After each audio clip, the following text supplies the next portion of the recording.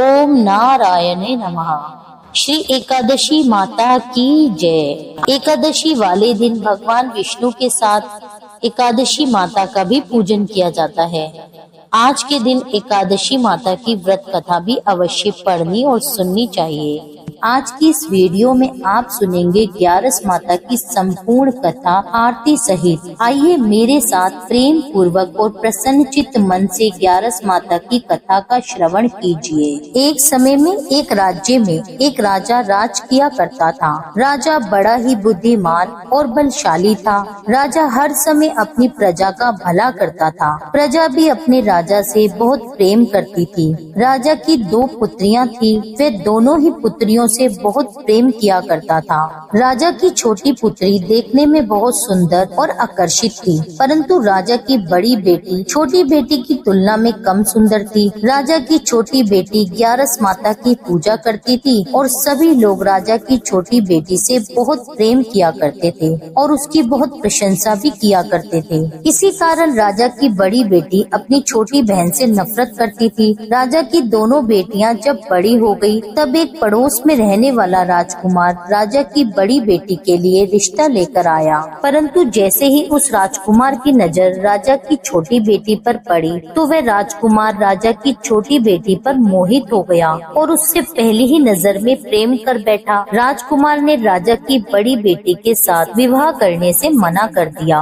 और उसने राजा से कहा कि मैं आपकी छोटी पुत्री से विवाह करना चाहता हूँ। जिसके बाद राजा की बड़ी बेटी यह देखकर अपनी छोटी बहन पर बहुत क्रोधित हो गई और राजा की बड़ी बेटी अपनी छोटी बहन को अपना सबसे बड़ा शत्रु मानने लगी। राजा की बड़ी बेटी ने अपनी छोटी बहन से बदला लेने का निर्णय कर लिया, जिसके लिए उसने अपनी छोटी बहन को जान से मारने की योजना बनाई। राजा की बड़ी बेटी ने अपनी छोटी बहन को मारने के लिए सबसे पहले एक लड्डू में जहर मिलाकर उसे खाने के लिए अपनी बहन को दिया, लेकिन छोटी बहन द्वारा उस लड्डू को खाने के बाद भी छोटी बहन को कुछ भी नहीं हुआ। बड़ी बहन ये देखकर बहुत ही आश्चर्यचकित हो गई, लेकिन बड़ी बहन ने हार नहीं मानी और रात में जब वह छोटी बहन अपने कमरे में सो रही थी, तब एक मटके में सांप रखकर उसके कमरे में छोड़ दिया, लेकिन सांप भी छोटी बहन का कुछ भी नहीं बिगाड़ पाया। जिसके बाद बड़ी बहन ने अपनी छोटी बहन से कहा कि चलो हम लोग कुएं में से पानी भरकर लाते हैं। जिसके लिए वह अपनी छोटी बहन को पानी भरने के बहाने कुएं के पास ले गई और उसने अपनी छोटी बहन को कुएं में धक्का दे दिया, लेकिन छोटी बहन को तब भी कुछ नहीं हुआ, क्योंकि हर बार ग्यारस माता उसकी रक्षा कर रही थी और उधर बड़ी बहन अपने सारे प्रयासों में असफल हो रही थी, जिसके कारण वह और अधिक क्रोधित होती जा रही थी। अपनी छोटी बहन से जाकर उसने स्वयं ही पूछ लिया।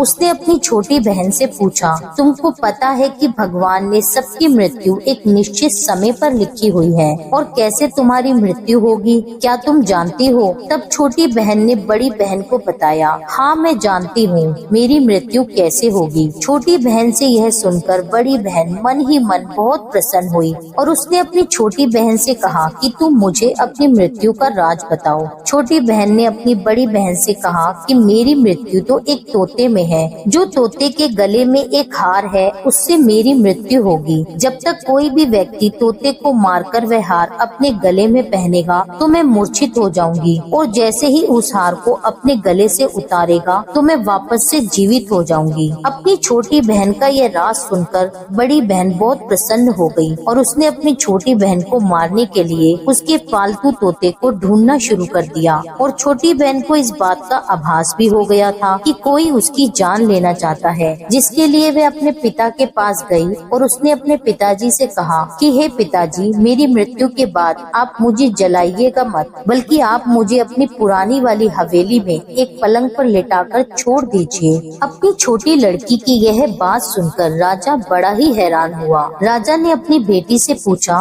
बेटी तुम ऐसा क्यों कह रही हो? तब राजा की बेटी बोली, समय किसी के लिए नहीं रुका है, कब क्या हो जाए किसी को कुछ पता नहीं। फिर राजा ने अपनी छोटी बेटी से कहा कि तुम ऐसी बातें क्यों कर रही हो? 2-3 दिन में तो तुम्हारा विवाह है। लेकिन उसने अपने पिताजी को ऐसा करने पर मजबूर कर लिया और उनसे वचन ले लिया। राजा ने भी अपनी छोटी बेटी की बात स्वीकार कर ली और 2-3 दिनों के बाद शादी का समय आया। तब राजकुमार बारात लेकर राजा के घर आया और राजकुमार और राजा की छोटी बेटी का विवाह होना आरंभ हुआ। जैसे ही राजा की छोटी बेटी राजकुमार के साथ फेरे लेना शुरू करती है तो उसकी बड़ी बहन अपनी छोटी बहन के कमरे में जाकर उसके तोते को पकड़ लेती है और उसको जान से मार देती है। तोते के गले में जो हार था उसको अपने गले में धारण कर लेती है। जैसे ही बड़ी बहन उस हार को अपने गले में धारण करती है तो उधर छोटी बहन 3.5 फेरे ही ले पाती है और वहीं पर बेहोश होकर गिर जाती है। जिसके बाद राजा ने बड़े बड़े हकीमों वैद्यों को बुलवाया, पर अपनी छोटी बेटी का इलाज करने के लिए राजा की बात सुनकर वैद्य ने छोटी बेटी को जब चेक किया तो राजा को बताया कि आपकी छोटी बेटी ना तो जीवित है और ना ही मृत है। मैं ऐसा पहली बार देख रहा हूँ। राजा ने सारे वैद्य हकीमों को यह बात बाहर बताने से मना कर दी और उनको कहा, अगर ये बात तुमने किसी को बाहर कही तो हम तुम्हें मृत्यु दंड दे देंगे। राजा ने अपनी छोटी बेटी को पुराने महल में जाकर एक पलंग पर लेटा दिया और वहाँ पर कुछ सैनिकों को तैनात कर दिया। राजा वापस अपने महल में लौट आया। राजा की बड़ी बेटी अपने पिताजी के पास आई और कहने लगी, पिताजी, अगर ये शादी संपन्न नहीं हुई तो आपकी इज्जत का क्या होगा? आप कहें तो मैं आपकी इज्जत बचाने के लिए राजकुमार से विवाह करने के लिए तैयार हूँ। जिसके बाद राजा ने अपनी बड़ी बेटी की बात मान ली और राजा ने अपनी बड़ी बेटी को छोटी बेटी का जोड़ा पहनाकर विवाह मंडप में बिठा दिया। परंतु राजकुमार ये जान गया कि ये राजा की छोटी बेटी नहीं है बल्कि ये राजा की बड़ी बेटी है। लेकिन जब राजकुमार ने विवाह करने से मना किया तो सभी लोगों ने राजकुमार को विवश करके बचे हुए फेरों को संपन्न करा दिया और विवाह करवा दिया। जिसके बाद राजकुमार राजा की बड़ी बेटी को अपने साथ महल में ले गया। अब राजकुमार राजा की बड़ी बेटी से न तो बात किया करता था और न ही उसको पसंद करता था। राजकुमार ने ये फैसला लिया था कि वह अपनी प्रेमिका को ढूंढ कर रहेगा और यह जान कर रहेगा कि उसके साथ क्या हुआ है। एक दिन राजकुमार अपने घोड़े पर सवार होकर राजा के पुराने महल के पास पहुंच गया, जहां पर उसने कुछ सैनिकों को देखा। महल के पास पहुंचकर राजकुमार ने ध्यान से देखा तो वह समझ गया कि यह तो हमारे ससुर जी का महल है। तब राजकुमार ने सैनिकों से पूछा कि तुम लोग यहाँ क्या कर रहे हो और इस महल के अंदर उस पलंग पर कौन लेटा है? जिसके बाद सैनिकों ने बताया कि यहाँ पर राजा की छोटी बेटी है। यह सुनकर राजकुमार बहुत ही प्रसन्न हुआ और वह तुरंत अपनी प्रेमिका के पास पहुँच गया और उसकी सेवा करने लगा। जैसे ही रात हुई तो राजा की छोटी बेटी उठकर खड़ी हो गई। राजकुमार ये देखकर बहुत खुश हो गया और उसने उससे पूछा कि तुम यहाँ क्या कर रही हो? तुम मेरे साथ मेरे महल में चलो। राजा की छोटी बेटी ने राजकुमार को सारी बातें बता दी कि मेरी जान एक तोते में बसी थी और मैंने यह बात सिर्फ अपनी बड़ी बहन को बताई थी और मैं जानती हूँ कि उसने ही मुझे मारने का प्रयास किया है। उसके पास एक हार है जिसको वह सुबह पहन लेती है और शाम में उतार देती है। जब तक वह हार सुबह के समय पहनी रहती है तब तक मैं मूर्छित रहती हूँ और जैसे ही वह हार को उतार देती है तो मैं जीवित हो जाती हूँ और जब तक मेरी बड़ी बहन के पास वह हार है तब तक मैं ऐसे ही जीवित और मूर्छित होती रहूंगी। अगर मेरी बड़ी बहन के पास जो हार है वह मेरे हाथ में लग जाए तो मैं हमेशा के लिए जीवित हो जाऊंगी। राजकुमार ने यह बात सुनकर राजा की छोटी बेटी के पास रहने का निश्चय कर लिया और उसने बचे हुए सारे फेरे उस पलंग में लेटी राजा की छोटी बेटी के साथ लिए और अपना विवाह उसके साथ पूर्ण कर लिया और वहीं पर रहने लगा। देखते ही देखते कुछ समय बाद राजा की छोटी बेटी और राजकुमार की पत्नी गर्भवती हो गई। एक बार राजकुमार को किसी काम से बाहर जाना पड़ा। तब छोटी बेटी के पेट में बहुत तेज दर्द होने लगा, जिसके बाद उसने ग्यारस माता का आह्वान किया। उसी समय वहाँ पर ग्यारस माता प्रकट हुई और उन्होंने अपने भक्त के दर्द को दूर किया और उसे एक पुत्र की प्राप्ति हुई। उसी समय वहाँ पर अचानक से राजकुमार भी आ पहुँचा। राजकुमार ने जब ग्यारस माता को देखा तो वह आश्चर्यचकित हो गया और उसने तुरंत माता को प्रणाम किया और ग्यारस माता ने राजकुमार से कहा, जब तुम्हारा यह पुत्र 5 वर्ष का हो जाए तब तुम अपनी पत्नी का हार लाकर इसके गले में डाल देना। और देखते ही देखते राजकुमार और राजा की छोटी बेटी का पुत्र 5 वर्ष का हो गया। तो राजकुमार अपने बेटे से कहता है कि बेटा, मैं कुछ काम से बाहर जा रहा हूँ, तुम अपनी माता माता का ध्यान रखना। और यह कहकर वहाँ से चला गया। राजा को बाहर निकलता देखकर बड़ी बहन के सैनिक देख लेते हैं और बड़ी बहन को जाकर सारी बातें बता देते हैं। जिसके बाद बड़ी बहन अपनी छोटी बहन के पुत्र को वहाँ से उठवा लेती है और उसको मरवा देती है। अपनी छोटी बहन के बेटे के 2 टुकड़े करवा देती है। पहला टुकड़ा चक्की के पास छुपा देती है और दूसरा टुकड़ा अपने पलंग के नीचे रख देती है। अब ग्यारस माता भिखारन का रूप लेकर आती हैं। एक भिखारन का रूप धारण कर बड़ी बहन के यहाँ भिक्षा मांगने लगती हैं। बड़ी बहन अपने नौकरों से कहती है कि जाओ उसको भिक्षा दे दो।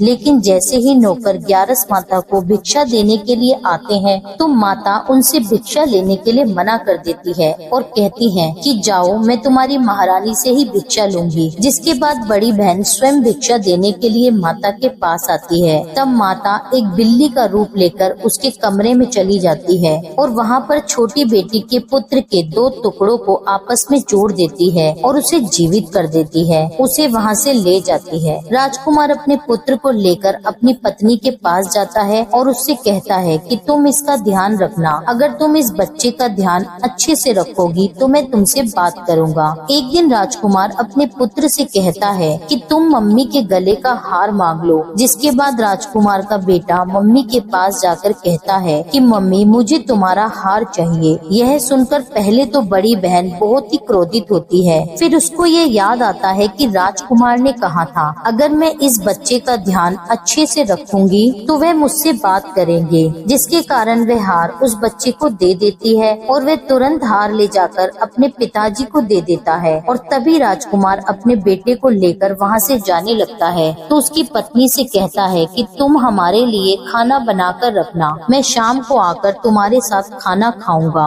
और वह अपने बेटे को लेकर वहाँ से चला जाता है और वह राजा के पास जाकर सारी बात राजा को बता देता है। राजा अपनी बड़ी बेटी की इस करतूत को सुनकर बहुत ही क्रोधित होते हैं और अपनी परवरिश पर शर्मिंदा होते हैं और दोष देने लगते हैं और राजकुमार को अपनी छोटी बेटी के साथ रहने का आदेश देते हैं। इस प्रकार ग्यारस माता और एकादशी माता की कृपा से राजकुमार और राजकुमारी खुशी खुशी अपना जीवन व्यतीत करते हैं। बोलिए ग्यारस माता की जय। हे ग्यारस माता, जिस प्रकार अपने राजकुमार और राजकुमारी के परिवार की रक्षा करी, उसी प्रकार से कथा कहने, सुनने और हुंकारा भरने वाले सभी के परिवारों की रक्षा करना। एकादशी माता की कथा। ओम जय एकादशी माता, जय एकादशी माता।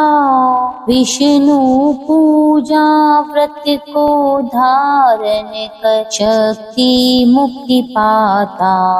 ओम जय एकादशी माता, तेरे नाम गिनाऊं देवी, भक्ति प्रदान करनी, गण गौरव की देनी माता, शास्त्रों में वरनी।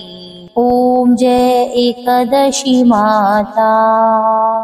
मार्गशीर्ष के कृष्ण पक्ष की उत्पन्ना, विश्व तारिणी जन्मी, शुक्ल पक्ष में हुई मोक्षदा, मुक्तिदाता बन आई।